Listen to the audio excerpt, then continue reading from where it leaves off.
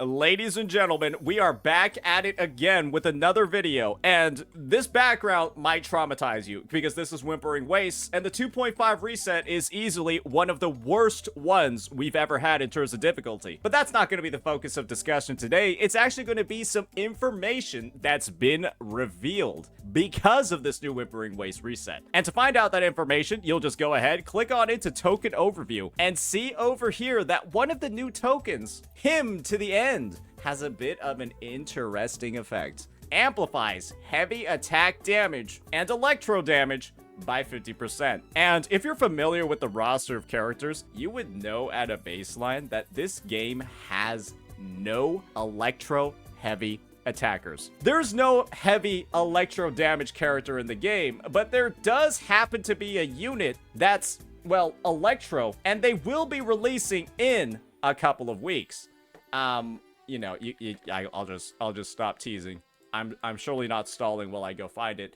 It's Augusta, an Electro Broad Blade user. And I think that this is basically just confirmation at this point. I don't think that there's any really room for discussion at all. That Augusta is going to be a heavy attack damage dealer because this Weewa reset is going to actually coincide with her release. And so with this information in mind, I think it's pretty fair. I think it's pretty safe for us to do a little bit of theorizing and actually get some sample discussions ready to go for what she's going to do, how you're going to want to use her, and of course, what some of her best potential teammates are going to be weeks before her release. Because it does take quite a while to build characters in Wuthering Waves, and, well, you might want to know who you can actually get a head start on in case you haven't started yet, if prioritizing and making this unit shine on her release is something that you want to do. And after seeing her animations that were officially leaked by Kuro Games, I think that there's a lot of people that want to get on into this. So with that, let's go ahead and start talking about it. So the heavy attack roster is kind of blessed and cursed at the same time. They're blessed for one reason in particular. They might have one of the best, if not the best, sub DPS in the game. He's a heavy attack sub DPS that also grants even more attack buffs when he's at S6. He is easily, without a doubt, one of the best units in the game. And the only reason, in my opinion, that he's not rated higher on tier lists, he's a tier 0.5 on Pride one, is because there's simply not a lot of heavy attackers in the game. And when this character releases with her heavy attack focus, I think that Mortefi is going to be bumped up to an S. And if you don't have him raised up to, like, you know, maybe level 70, maybe level 80, even level 90 fully built, now's the time to do it. Because I'm going to be entirely real with you. He does a lot of damage. He is incredibly, absurdly strong because of how many coordinated attacks he ends up firing off. And while the scaling on them doesn't look particularly amazing, each one dealing like 31% damage, he fires off maybe close to like 50 plus of them in a rotation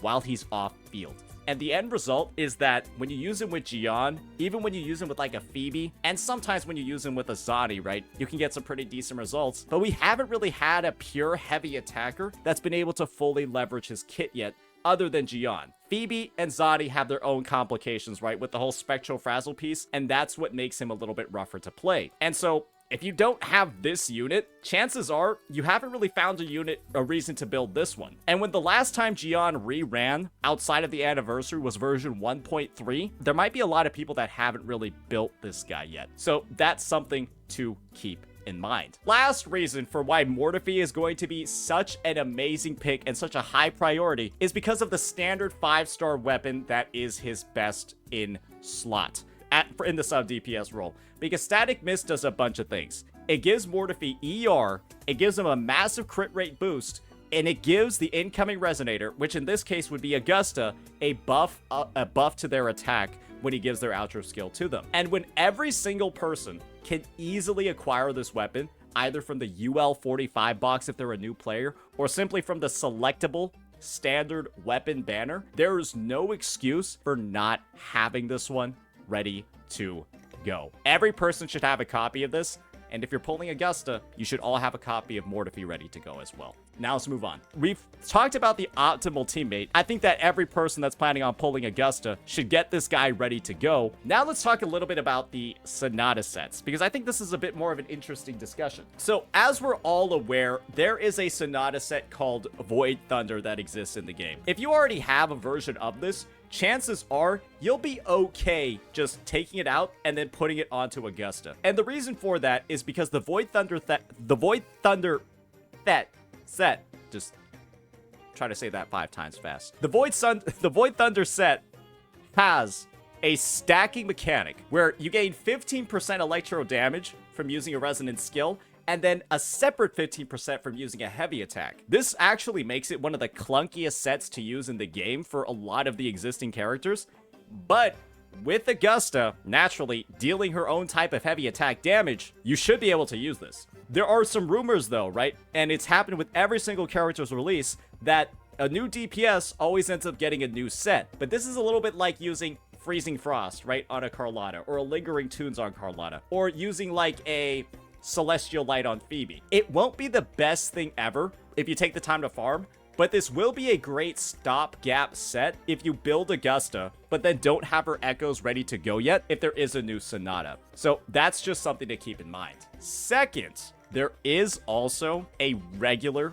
4-cost Tempest Mephis that also provides a heavy attack damage bonus as well for the 4 slot after you use the second hit of its active skill. So unfortunately, it's not as like seamless or smooth as using a Nightmare Echo, but you still have Electro with full heavy attack support ready to go. So that's just something to keep in mind. And I guess if thighs are like a focus for you, they both kind of got like the same stance going, you know what I mean? And I know a lot of people are really interested in Augusta's thighs. So that's just something to keep in mind as well. All right, moving on beyond that. There is another potential pick that you can keep top of mind as well when you're thinking about prepping for your Augusta, and that's of course going to be the only limited Electro sub DPS in the game, and that's going to be, well, Yinlin.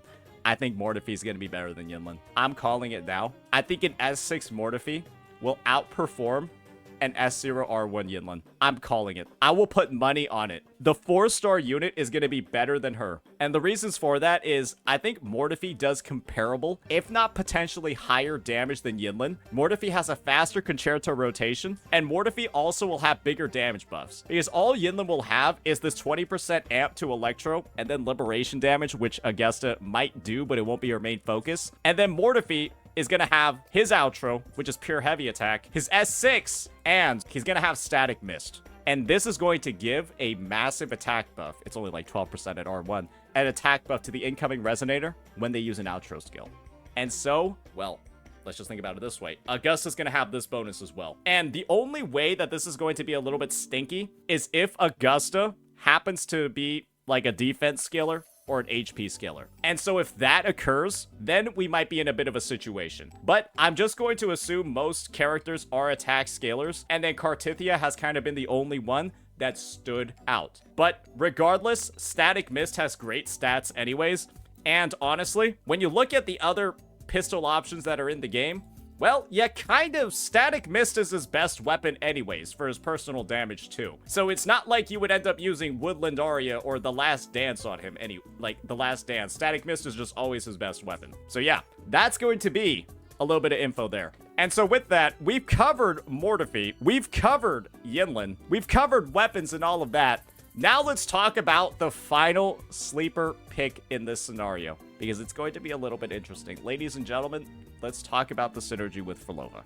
I'm going to be real with you here. You might actually get some decent use cases out of her, because Phrolova does actually have a 25% heavy attack damage amplification built into her kit. I do believe that in the current state of the game, she is the only other character other than Mortefi that provides a heavy attack damage amp. But for Augusta in particular, her amp is going to be lower than Mortefi's. Mortefi's amp is 38%, hers is 25%. Mortefi is also going to have 20% attack bonus on his S6. And so, at a baseline, Mortefi's going to give way better buffs than Phrolova, but I do think that Phrolova's personal damage might edge her out in this comparison. And so this is kind of the way that I would view it. If your Augusta is really, really, really well built, great critical stats, great all of that, great investment, then go with a Mortefi that's going to be running something like a Moonlit Clouds set or something like that, and just maximize all the buffing that you could possibly give to her with like the damage bonus from the Heron as well as the 22.5% attack from the set. But if your Augusta isn't as well built, or she's still in the middle of working and you got Phrolova,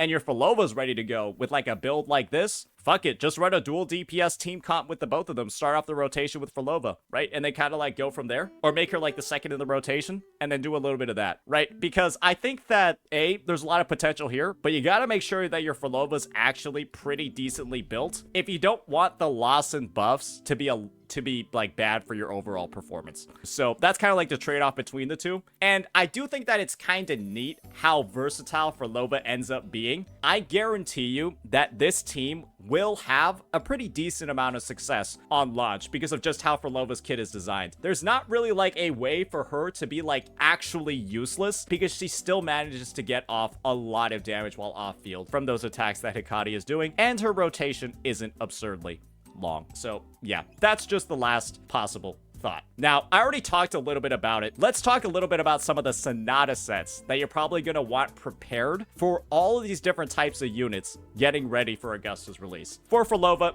you're just going to want to go ahead and use her on the Dream of the Lost set, regardless of the role she's playing. This bonus of like 20% crit rate and echo skill damage is so high that it's just, if you're not using this set on her and you're using something like Moonlit Clouds instead, you're killing her personal damage just way too much to make it worth the trade-off. If you're using a character like, I don't know why you would do this, but if you're using Yinlin, just put Yinlin on like Moonlit Clouds, or put her on the coordinated attack set. You actually might want to focus on the coordinated attack set just to maximize Yinlin's personal damage, because her buffs with Augusta will not be good, so you might as well lean into her damage. But if you have the resources to use Yinlin, you probably already have the resources to use Mortefi anyways. So it's kind of like, I don't even know why I'm talking about her. You're never going to use her with Augusta. And now for Mortefi, the real star of the show, and talking about his Sonata sets. Well, ladies and gentlemen, you really got two. I already mentioned one use case for Moonlit Clouds. This is going to be a great one if your Augusta's really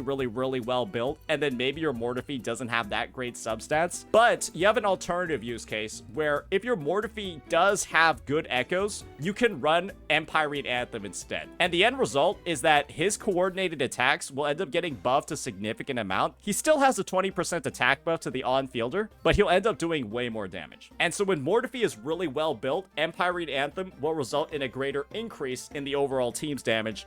But if he isn't as well built, just go with Moonlit Clouds. So yeah, that'll be that for my main team suggestions. Moving forward, heading on into Augusta's release, we've been able to derive a lot of information and a lot of suggestions just from finding out what her damage type actually is, since it is heavy attack into Electro. We'll see later on when version 2.6 goes ahead, or when version 2.6 gets ready for release, or when the live stream starts, what Yuno's kit is going to have in store for us. Maybe we'll see some additional heavy attack synergy in that one, because, well, wouldn't it just be great if Yuno and Augusta work together well? And the thing is, even if Yuno is a heavy attack support, it's not an issue, because Mortefi is still going to be there. And Mortefi's kit design is just so incredibly fucking powerful that you'll always have an option to clear. And he's a big reason for why Gion's team is still usable and still powerful in today's metagame. Part of it is Gion,